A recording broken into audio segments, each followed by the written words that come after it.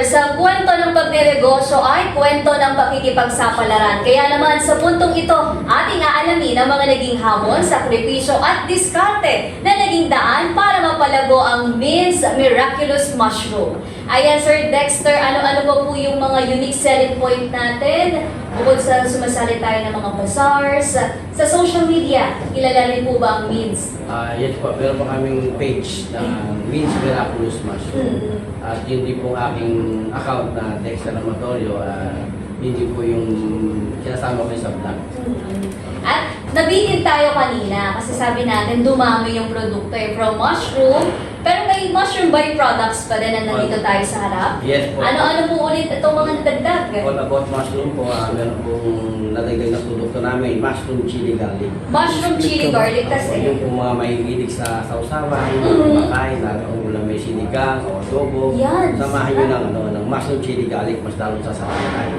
Magkano po yung ganyan natin? Ang benta ko po nito, 170 po, yung mushroom Ilang chili. grams po? 120 grams. 120 grams, 170 pesos. At yun naman pong mushroom pastil, 20 grams, yan po 260. 220 grams. Ito pong nasa... Ito po. Ayan. Ano naman po ang...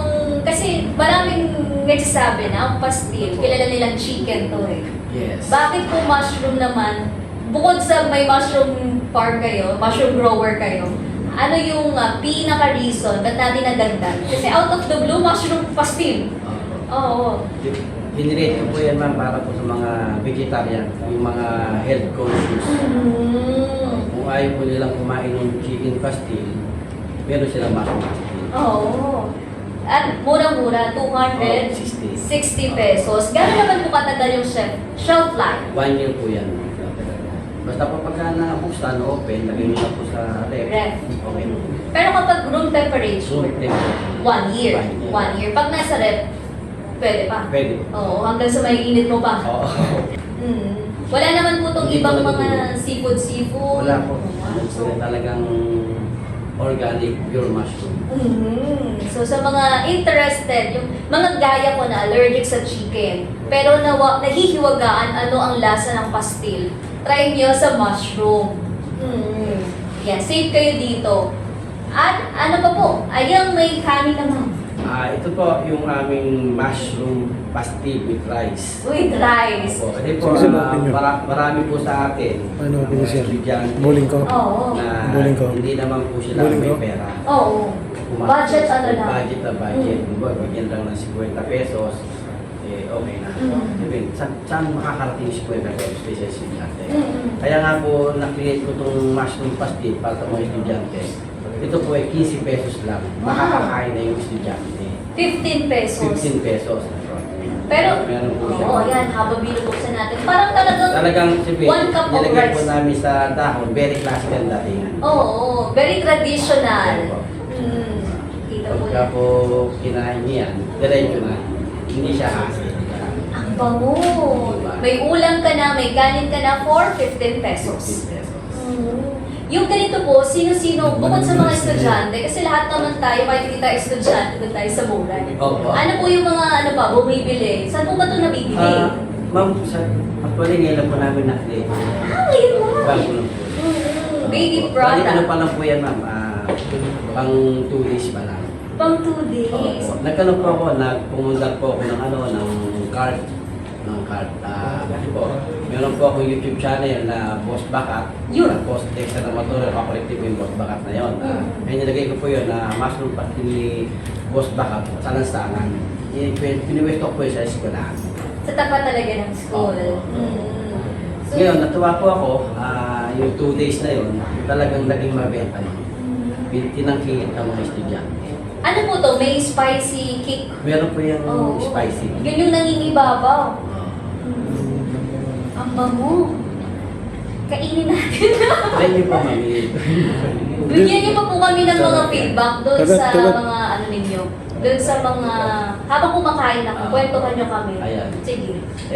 Yun nga, natuwa naman po ako sa naging worth it yung mushroom pastil.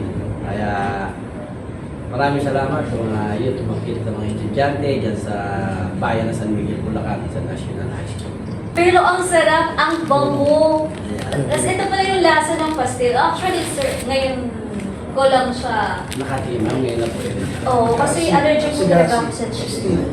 Pero yun yun ma'am, 15 pesos. Pagkatapos bumili ka lang ng 10 pesos na tubig. Sa halagang 25 pesos, nakakain ka. So, Solve ka na. Pero meron po ba kayong bukod dun sa isang school, baka meron pa kayong mga pwede pagpwestuhan na o-offer nyo rin to, hindi lang sa mga estudyante. yun po talaga ang yun po talaga yung pangarap ko po yan. Lumaki. Sige. Dumami, makapaglagay ako sa mga school na mga. Sa school talaga, kahit sa canteen, no? Opo, yun. Oo. Actually, sa mga college students, papatok to.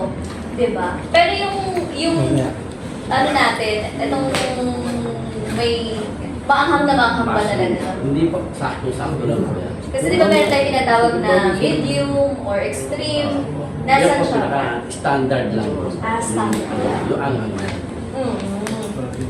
Itong mga natin, balik tayo sa mushroom chips. Ano may mga flavors po ba ito? Marami po kami, 8 flavor po yan, ma'am. 8 flavors. Merong salted egg flavor, barbecue, cheese, chili barbecue, merong original, yan, merong Ano garlic. pinaka best seller? Ang pinaka-best seller po niyan, yung garlic, salted egg, saka po yung sour cream. Salted egg, salted egg. Yung Salted egg. magkano naman po natin Salted egg. ino-offer ang Yan po Sabi mo. binibenta po namin yan ng 100 for 100 grams. grams. Kasi may iba, kapag chips Salted kasi, egg. ang lagi nilang nasa isip, na maalat yan. Kayo po, anong Hindi po. timpla Bali po, natin? Talagang ang Salted egg. yan po ay talagang less Sa'yo oil na yan. lang yung itlog mo. Hindi po, sakto-sakto lang po talaga yung lasa. Hindi po siya maalat, hindi po siya talagang sakto-sakto lang, sok na sok sa panlasa. Paano naman po kayo nakakatulong sa komunidad? Yun nga po, ang talagang main value proposition ng ating produkto, na nahihikayat po yung mga naging customer ko po na maging healthy. Dahil nga po, healthy food po yung binibenta ko po sa kanila. Hindi po masisira yung kalusugan. Samantala po silang lalakas ka no, sabi kung mahina kung hindi ka uminom ng vitamins at mahilig ka naman sa mushroom, okay na rin. Paano po yan kapag may mga nanonood sa mga vlog ninyo? Paano kapag gusto din nilang maging mushroom grower? Meron po ba kayong mga content na maiengganyo sila Yes po. na magtanim? Opo, sinasama ko po yun sa mga vlog ko sa aking YouTube channel, sa aking Facebook account, na ini-encourage ko rin po sila na magpatubo ng kabuti, huwag silang matakot, sumubok. Andito naman ako, aalalayan ko sila. Nasa po ba ang salted egg dito kasi yun ang pinaka-best selling? Hanapin ko, Paano hanapin ko. makikita? Ito ba? Ayun, agad nakita agad ng owner. Salted egg flavor. At may email na din sa mismong pouch. Pwede po ba silang mag-resell nito? Pwede po. Pwede. Paano po? Ano pong gagawin? Sa mga gusto mag-reseller, kontakin nyo lang po ako sa aking cellphone number 0968-879-2024. O di kaya, bisitahin nyo po yung aming Facebook page na Means Miraculous Mushroom. At pwede rin po kayo bumisita sa aking Facebook account, Dexter Amador. Eto, ganito siya ang loob ng mushroom chicharon. Ito po ay breaded na din. Opo. So, hindi siya parang durog. Ganito siya makita kasi oyster Mushroom. mushroom. White oyster mushroom. White oyster mushroom. Yan. So, sa mga gustong mag-resell, meron po bang package na Ano po, pwede po kayo mag-resell ng 150 pieces. Pwede po yun sa starting pa lang. 150 pieces? Dito, 50 pieces 50? po. Oh, Pwede okay. naman, para sa starting pa lang. Iisa na naman po yung size ninyo, no? Opo. 100 grams na. 100 grams. Pwede na magsimula. Maraming salamat, Sir Dexter. Baka may gusto pa po kayong i-plug. Sa mga gusto na bumili ng aking produkto, makita niyo po yan sa ilang branch ng billboard, sa department store, ng SM department store, sa area ng Nueva Ecija, Bulacan, yan. Marami po kayo makikita na aking produkto na Means Miraculous Mushroom.